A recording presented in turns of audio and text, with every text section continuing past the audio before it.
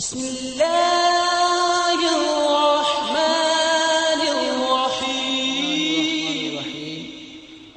वस्सलामु अलैका या रसूलल्लाह व अला आलिका व अस्हाबिका या हबीबल्लाह।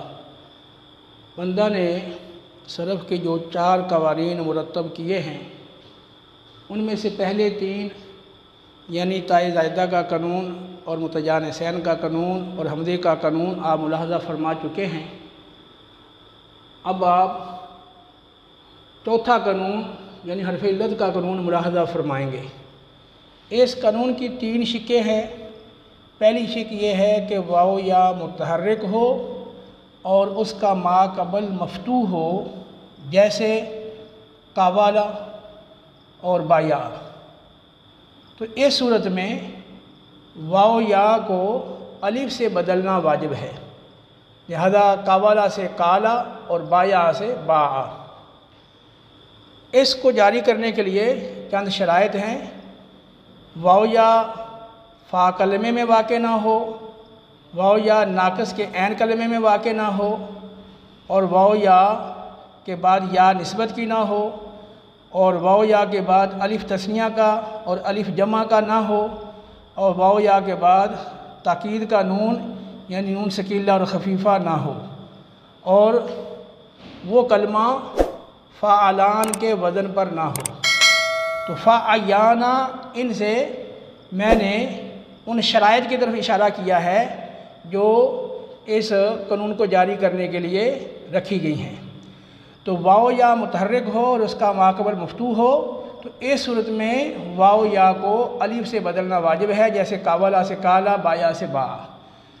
दूसरी शिक इस कानून की ये है कि वाव या मफ्तूह हो और उसका माकबल मुतहर्रिक बहरकत मुखालिफ हो, यानी वाव या के ऊपर तो फ़तह हो और उससे पहले जो मुतहर्रिक हरफ है उसकी हरकत वाव के मुखालिफ यानी कसरा और या के मुखालिफ यानी ज़म्मा हो। यानी अगर वाव मफ्तूह है तो उससे पहले कसरा हो, और अगर या मफ्तूह है तो उससे पहले ज़म्मा हो।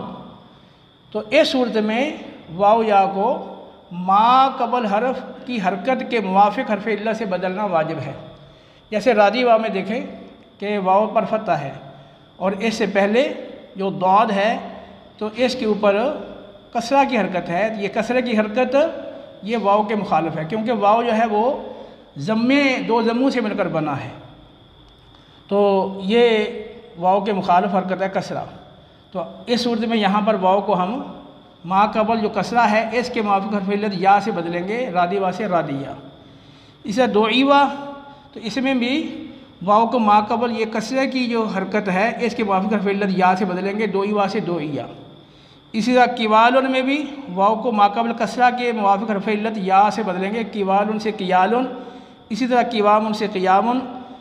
इस तरह रामुया में देखें कि या से पहले ज़म्मा है, ज़म्मे के मुवाफ़िक़ हरफ़ इल्लत वाव है, तो या को यहाँ वाव से बदलेंगे, रामुआ, रामू या से रामुआ। तो वाव या मफ्तूह हो और माकबल मुतहर्रिक हो बहरकत मुखालिफ, तो इस सूरत में वाव या को माकबल हरफ की हरकत के मुवाफ़िक़ हरफ़ इल्ला से बदलना वाजिब है। अच्छा, अगर ये दोनों शिक्कें पहली ना हों, पहली दोनों सूरतें ना हों, तो इस सूरत में वाव या की हरकत नकल करके माकबल को देना और वाव या को अपनी हरकत के मुवाफ़िक़ हरफ़ इल्ला से बदलना वाजिब है। तो जैसे कोविला, इसमें देखें कि दोनों पहली शिक्कें नहीं पाई जा रही। यहाँ अगर वाव मुतहर्रिक है लेकिन इससे पहले फ़तह नहीं है, लिहाजा पहली शिक नहीं पाई गई। यहाँ है कि वाव मफ्तूह हो लेकिन यहाँ वाव मफ्तूह नहीं है, तो पहली दोनों शिक्कें यहाँ नहीं हैं। तो यहाँ आप क्या करेंगे कि ये वाव है इसकी हरकत माकबल को दे देंगे और इस वाव को इस हरकत जो कसरा वाली है इसके मुवाफ़िक़ हरफ़ इल्लत या से बदलेंगे, तो ये बन जाएगा कोविला से कीला। इसी तरह बोजिया में जो या है तो इसकी हरकत माकबल को चली जाएगी और या को अपनी हरकत ये कसरा इसके मुवाफ़िक़ हरफ़ इल्लत या से बदलेंगे, यानी या ही रहेगी, तो बोया से बन जाएगा बिया। इसी यख वाफू में वाव की हरकत माकबल को चली जाएगी खा पर, और वाव को अपनी हरकत ये फ़तह वाली जो थी इसके मुवाफ़िक़ हरफ़ इल्ला से बदलेंगे अलिफ से, तो ये बनेगा यख वाफू से यखाफू, इसी तरह युक वालू से युकालू। इसकी 5 शराइत हैं यानी इस कानून को जारी करने के लिए ज़रूरी है कि वो कलमा इसमें आला ना हो और इसमें तफ़दील ना हो और फ़ेल ताज्जुब ना हो, और ना ही वो कलमा गैर मुतसर्रिफ़ हो, यानी उसकी गर्दान ना आती हो, ऐसा कलमा भी ना हो, और ऐसा कलमा भी ना हो जो उस कलमे का हम माना हो जिस कलमे में तालील ना हुई हो। तो इन शराइत के साथ ये कानून जारी होगा। और इस शक से फिर ये दो इस्तिस्ना है। एक तो यह है कि या मज़मूम हो और माक़बल मकसूर हो। जैसे यरमियू में देखें, या पर ज़म्मा है और माक़बल कसरा है। तो या पर जब ज़म्मा हो माक़बल कसरा हो तो फिर वहाँ पर ये शक नहीं जारी करेंगे, बल्कि या की हरकत को हज़फ कर देंगे।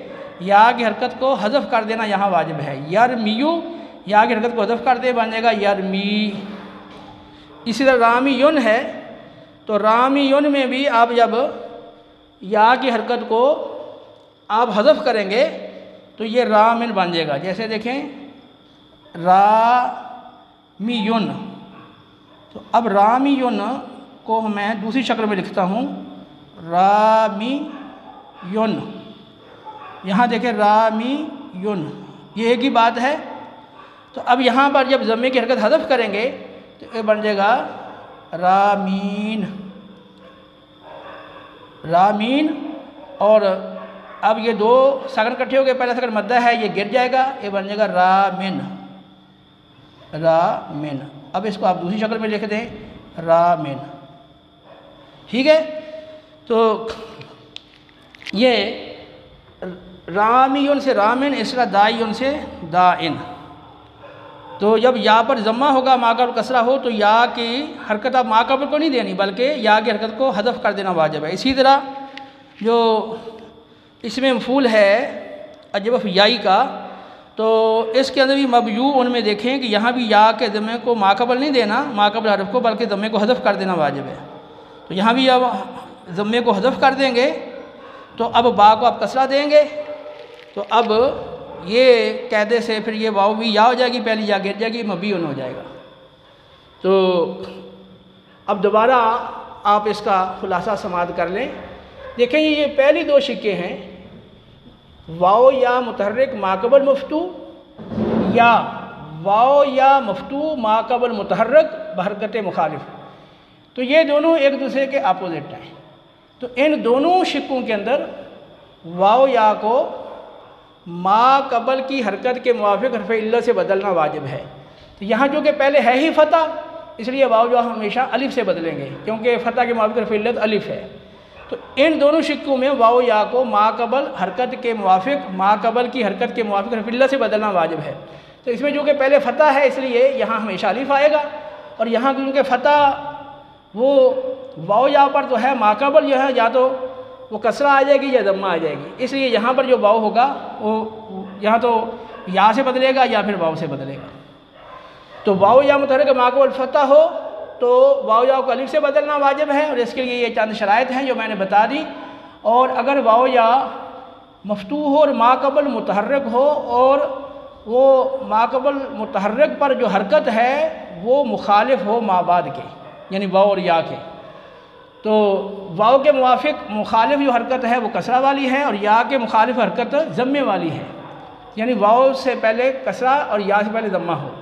तो इस सूरत में भी वाव या को माक़बल हरकत के मुवाफ़िक़ हरफ़ इल्लत से बदलना वाजिब है।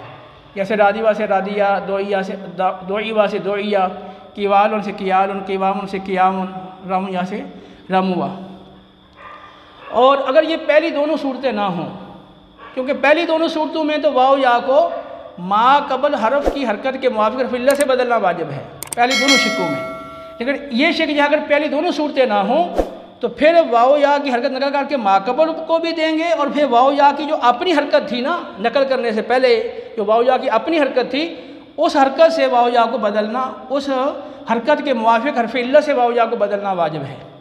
तो जैसे यहाँ पर कसरे की हरकत है तो कसरे के मुवाफ़िक़ हरफ़ इल्लत या है, यहाँ वाव को या से बदला जाएगा और ये कसरा पहले चला जाएगा, काफ को, ये कीला बन जाएगा।